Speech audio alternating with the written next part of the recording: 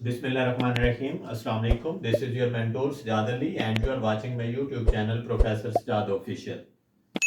इस लेक्चर की तरफ मूव करने से पहले I would like to narrate a story और वो स्टोरी बहादुर शाह जफर से मुंसलिक है कि जब उन्हें रंगून में कैद किया गया तो अंग्रेजों की तरफ से कहा गया कि आपको खाने के लिए सिर्फ एक चीज़ दी जाएगी तो आप क्या पसंद फरमाएंगे। बहादुर शाह जफर ने कहा कि मुझे चने दे दिए जाएं और अंग्रेज़ों ने बहादुर शाह जफर के खानसामे के हवाले 50 चनों की बोरियां उनके हवाले कर दी। और याद रखें कि लास्ट डे तक बहादुर शाह जफर ने एक भी सालन रिपीट नहीं होने दी। ये बहादुर शाह की मैनेजमेंट थी कि उन्होंने आखिरी दिन तक कोई भी सालन रिपीट नहीं होने दी।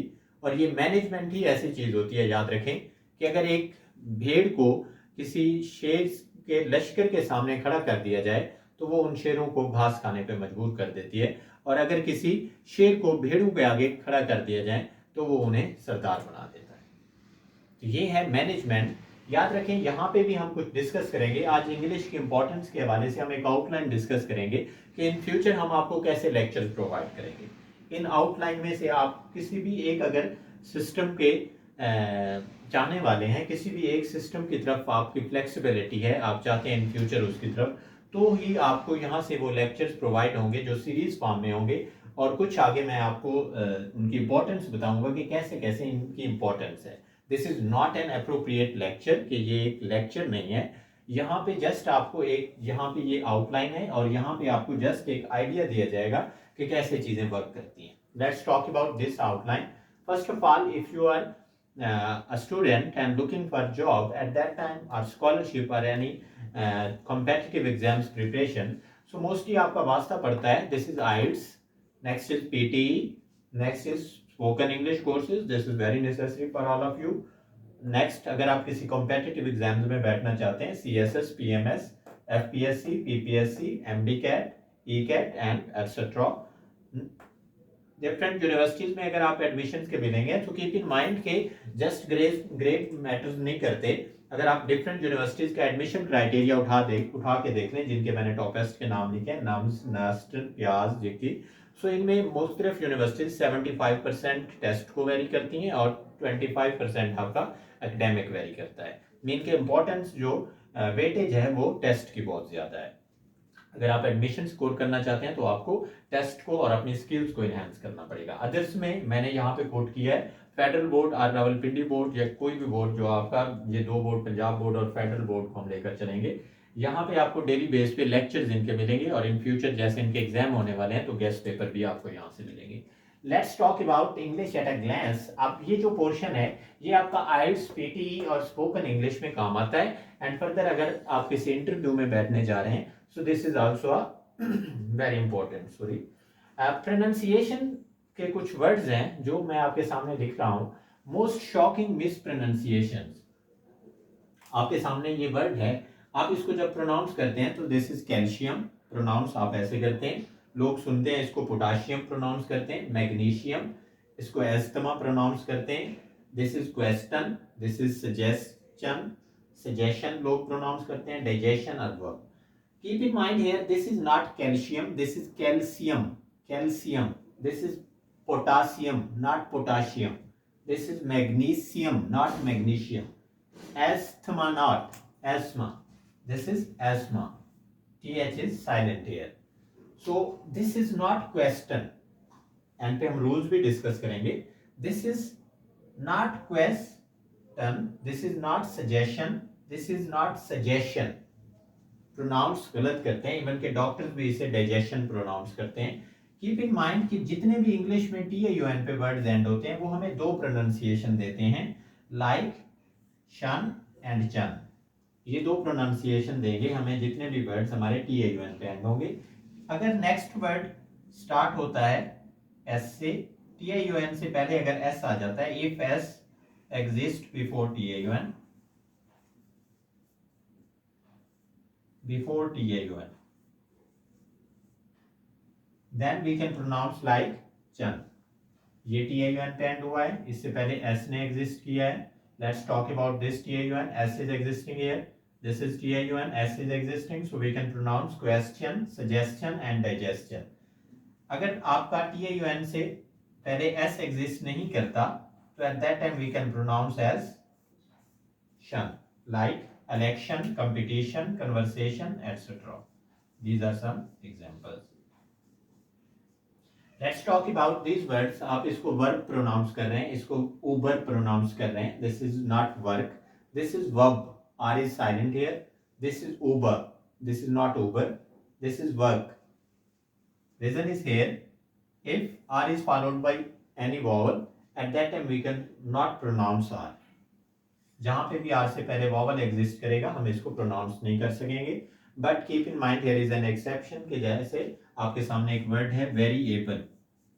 Variable. Now we will pronounce R क्योंकि ये दो के मिड में है. अगर दो vowels exist करते हैं और R बीच में आएगा, so at that time we can pronounce, otherwise we can't pronounce. Next here is a word THEAPPLE. The Apple और दी एपल. इसको कब हम द एपल पढ़ते हैं, कब दी एपल पढ़ते हैं. याद रखें, माएँ कहती हैं कि मेरा बच्चा बहुत मुंह टेढ़ा करके इंग्लिश बोलता है.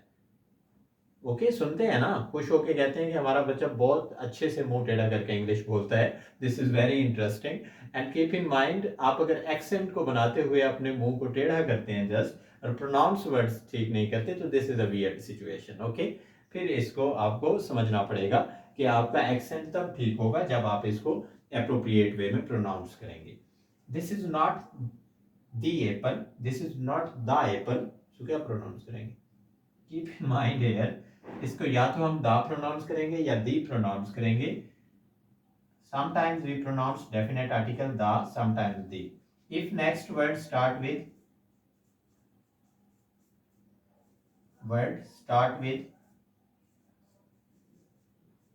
कॉन्सोनेंट, अगर नेक्स्ट वर्ड कॉन्सोनेंट से स्टार्ट हो तो हम इसे दा पढ़ते हैं. Like the book, this is consonant B is, so the book. And next word अगर वॉवल से स्टार्ट होता है, so we can pronounce like the. Now this is the apple because next word is the Apple. Okay, these are some pronunciation rules. Means in our lecture series you would be able to enhance your rules and regulations in form of your pronunciation, कि आप wrong pronunciation नहीं करेंगे. ऐसे rule से आपको सीखने को बहुत कुछ मिलेगा. Let's talk about some important of phrases. Here is a sentence, she is at home in cooking. इसको ट्रांसलेट अगर आप करें तो मेरे ख्याल से आपकी ट्रांसलेशन होगी कि वो घर में खाना बना रही है या वो घर में खाना पकाने में मसरूफ है. She is at home in cooking, this is not appropriate translation. Eight home in mean होता है एक्सपर्ट होना, माहिर. यहाँ पे हम एक इडियम यूज कर रहे हैं, at home in. Okay, so she is at home in cooking. वो कुकिंग में एक्सपर्ट है, खाना बनाने में माहिर है. These are some examples of your phrases. I screwed up mean it's my mistake. Can you cover for me, to cover the evidence, not cover something. I'd better be going, expressing the need to depart, छोड़ने के लिए जब आप किसी को कहते हैं. Couldn't, careless mean के I don't care about anything. Okay, I don't care at all, कि किसी चीज की आपको परवाह नहीं है. Idioms, she is walking encyclopedia. Walking encyclopedia is an idiom, idiomatic expression, and it means that a person who has a lot of knowledge about a lot of subjects. That is mean by walking encyclopedia. He is an apple of eye. An apple of eye mean very dear. आँख का तारा होना. This is an idiom.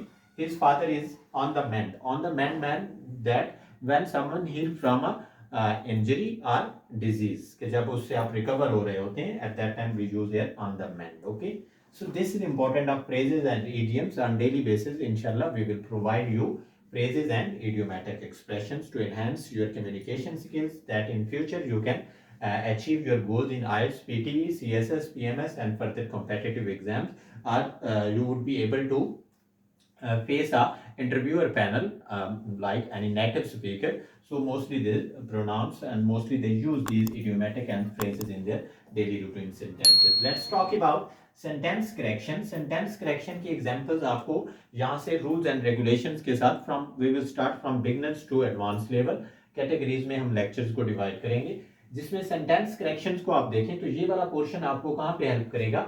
CSS, PMS, PPSC, FPSC and jobs are different universities admissions, like I told you in my previous discussion. Let's talk about he doesn't know to drive.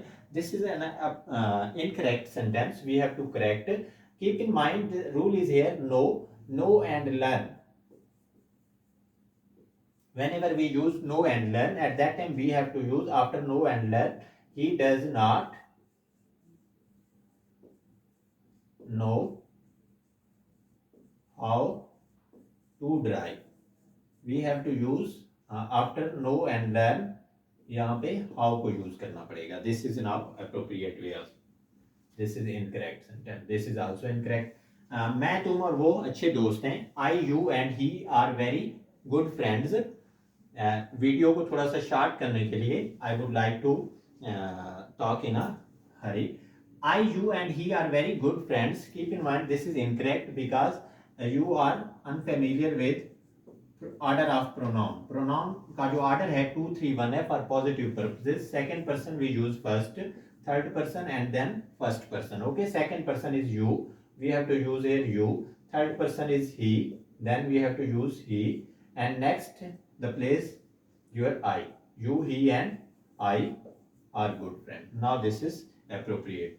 Let's talk about she behaved in the party rudely last night. She behaved in the party rudely last night.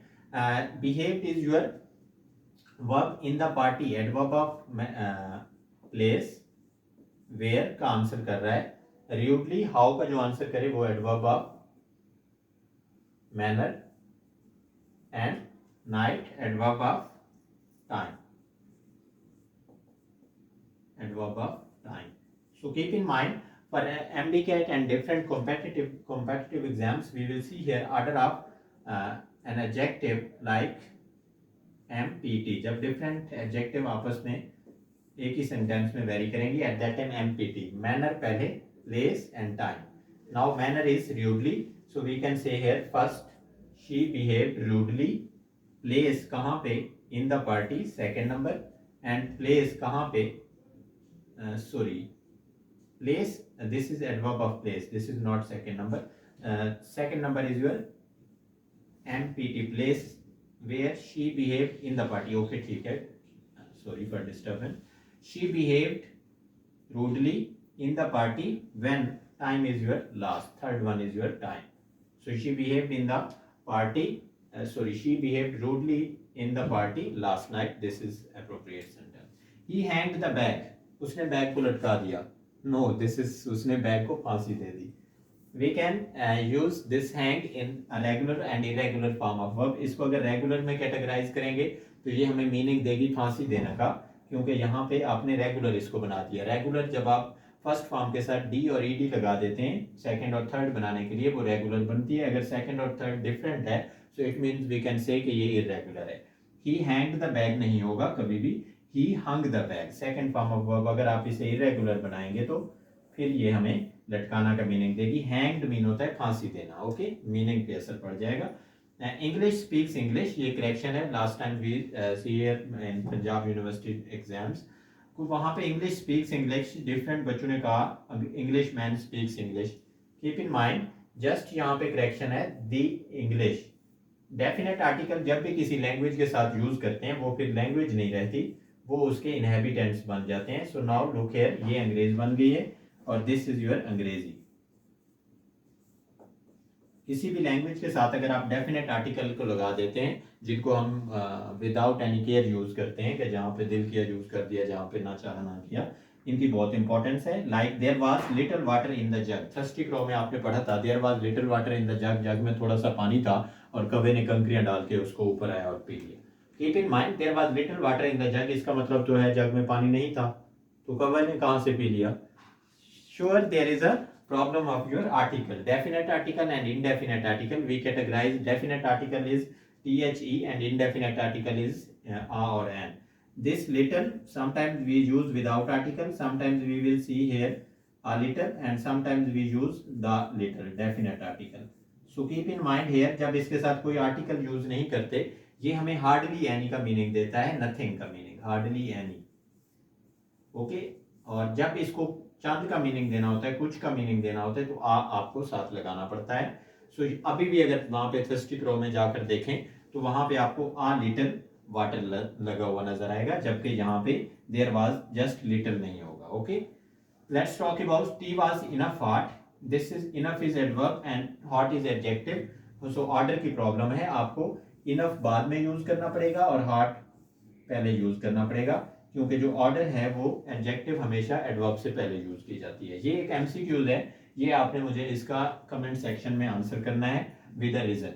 Water blank boil at 100 degree centigrade. Water 100 degree centigrade पे will boil, boil होगा, boiled boil हुआ, और has boiled या boil हो चुका है। Okay, हो सकता है इनमें से D option none of these भी हो, तो जो रीजन है उसके साथ आप मुझे आंसर करेंगे।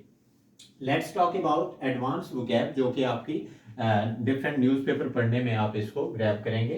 सो इसको अंडरस्टैंड करने के लिए हमारे पास ये बहुत ही इंपॉर्टेंट है कि जनरल इंग्लिश और आइट्स में जो आप वोकैब यूज करते हैं, फॉर जनरल इंग्लिश आम रूटीन में we can use here real, हकीकी, this is the real news, we can say in at advance level, और in its authentic, colourful, vibrant, peaceful, tranquil, maybe we can use perhaps, and perfect, flawless, busy, occupied, and small is your compact.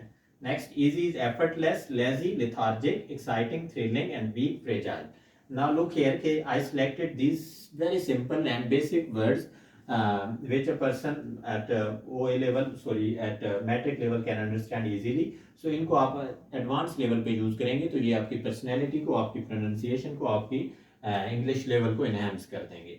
So these are some things के जिनको हम अपने lectures में cover करेंगे, आपको basic से advance level तक लेकर चलेंगे। अगर आप हमारे साथ जुड़े रहेंगे तो आपको बहुत कुछ सीखने को मिलेगा। Let's meet in our next lecture. और अभी तक जिन्होंने मुझे सब्सक्राइब नहीं किया वो प्रोफेसर सजाद ऑफिशियल को सब्सक्राइब करें, कमेंट सेक्शन में अपने क्वेश्चन लिखें and we will answer you there. So this is our today's lecture, and thank you so much for listening. Do share this YouTube channel Professor Sajad Official with your friends, and see you in the next lecture. Thank you so much. Thank you for caring and listening very carefully. Just God bless you. Thank you.